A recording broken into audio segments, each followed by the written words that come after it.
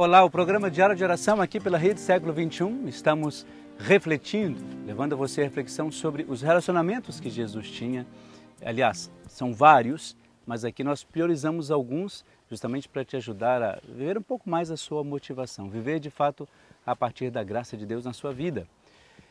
Ou melhor, na nossa vida, porque todos nós somos partícipes, a gente diz assim pela nossa igreja, pela nossa teologia, da graça de Deus. Então todos nós merecemos e, logicamente, lutamos por essa graça de Deus.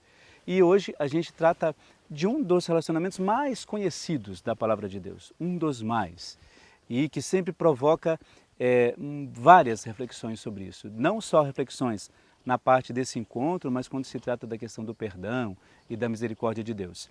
Esse encontro de hoje, ou melhor, esse relacionamento de hoje é entre Jesus e Zaqueu. E ao que consta, não foi um relacionamento simplesmente naquele momento em que Zaqueu muda o seu comportamento, mas parece-me que esse relacionamento ele perdurou durante um bom tempo, justamente porque esse homem passou a ser um grande seguidor de Jesus.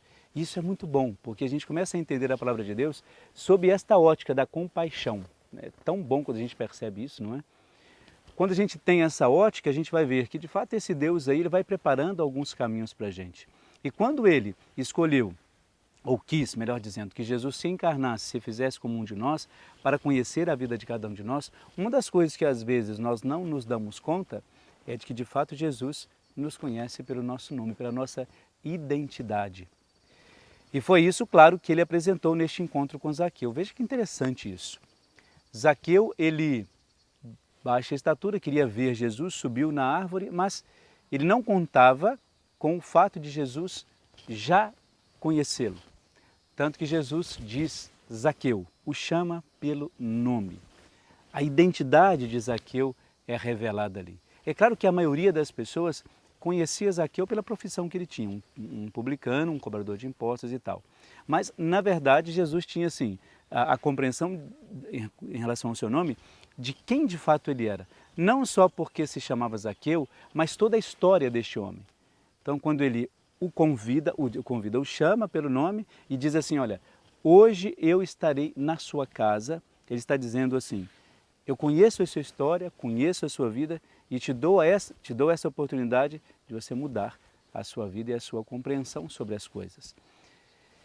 E claro, obviamente que Zaqueu aceita e passa por esse processo, eu diria, rápido de conversão. Sabe o que é interessante? É que a conversão na nossa vida ela tem várias maneiras de acontecer. Para algumas pessoas ela é mais lenta, para outras rápida, para outras elas passam por processos bem diferentes, né? Através de outras pessoas, não diretamente pela oração que a pessoa tinha com Deus ou intimidade com Deus, mas no caso de Zaqueu foi algo que ele percebeu naquele instante. Então, a sua conversão foi exata naquele momento, mas o processo da sua conversão também veio antes, quando ele tinha a vontade de conhecer e saber quem era Jesus. E a partir desse desejo, certamente, ele começou a sondar onde Jesus estaria, o que Jesus iria fazer, por onde ele passaria, justamente para provocar esta possibilidade, provocar esse encontro com Jesus. E assim, obviamente, se dá. Sabe uma coisa que me chama muita atenção neste encontro e neste relacionamento? É que Zaqueu, ele nos lembra que todas as vezes que nós passamos por um processo de arrependimento, e eu vou usar uma linguagem bem catequética, talvez até mesmo infantil, Deus ele se alegra com isso. Deus se alegra com o mínimo de arrependimento que a gente tem em relação às coisas. Por mais que seja infantil ou catequética demais, esta é a ideia que o texto também nos passa. Um homem que ele roubou muito, mas ele se predispôs a estar com Jesus e até devolver tudo que tinha, voltar àquilo que ele era antes de começar aquela sua função, aquele seu trabalho. Ou seja, é uma mudança radical e ao mesmo tempo essa mudança radical traz um comportamento diferente, não só de boca, não só de palavra, mas de gesto e de testemunho. Por isso que no momento da ceia, Zaqueu passa a compreender melhor e aí é o que a gente entra, ele passa a ser um discípulo de Jesus. Não entre os 12 apóstolos, mas aquele que segue, que está disposto a ajudar naquilo que for preciso. Justamente porque a sua conversão, ela passou por um processo bem diferente. Um processo de busca e de compreensão, primeiro, de quem era Jesus, para depois, de fato, viver isso plenamente.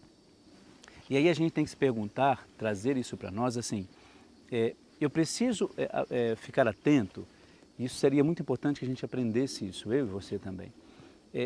Quais são nas nossas vidas aqueles momentos em que a gente percebe de fato, aqui eu vivi um processo de conversão, aqui eu não dei atenção para esse processo de conversão, aqui eu consegui mudar isto ou aquilo. Se a gente consegue fazer isto, não é tão simples assim, mas se a gente consegue fazer isto, a gente não relativiza muito a nossa fé. A gente não fica naquele pensamento assim, eu tenho fé se eu posso, se eu não tenho, se hoje eu não consigo, para mim tanto faz. A gente começa a ter um relacionamento de fé um pouco mais verdadeiro, porque a gente começa a perceber que a fé nos faz fazer, mas nos faz ter essas mudanças, né, que são simples, mas que são necessárias para uma mudança maior. É o que fez com Zaqueu.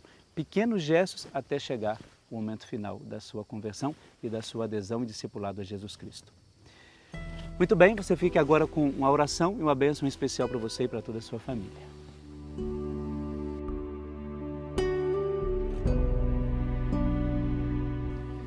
A nossa oração de hoje, ela vai para todas as famílias e de uma maneira muito especial para todas as famílias que estão passando por algum momento de dificuldade.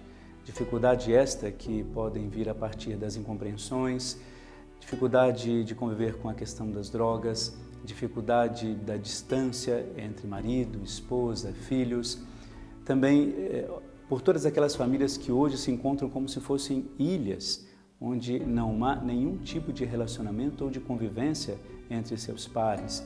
Que haja de fato uma compreensão de que a graça de Deus, ela é o princípio renovador e de conversão para todos nós, principalmente para as famílias, de onde nasce todas as vocações da nossa igreja, vocação do serviço, vocação nas nossas comunidades, ou seja, para que todas as famílias se reconheçam assim e possam de fato viver plenamente essa graça de Deus.